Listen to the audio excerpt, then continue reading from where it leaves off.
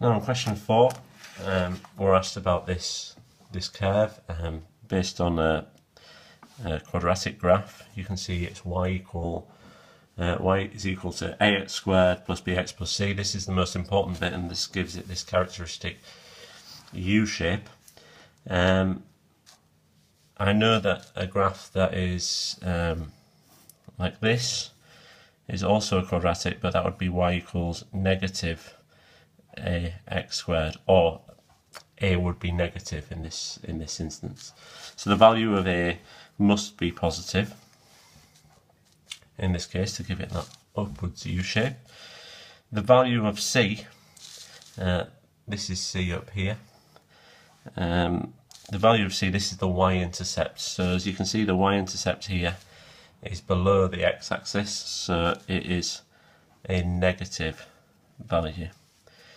The solutions of ax squared plus bx plus c equals 0. Right, well, ax squared plus bx plus c gives us the y-coordinate. So we're looking for where the y-coordinate is 0. So the y-coordinate is 0 here. It's on the x-axis, and here, again, it's on the x-axis. So the solutions to this, we've got one over here where x is positive and one down here where x is negative.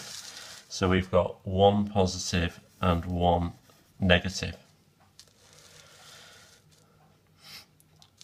Okay, the number of solutions to ax squared plus bx plus c equals negative 6 is, well, if that's going to be equal to negative 6, similarly to the last one, now instead of y equals 0, we want y equals negative 6.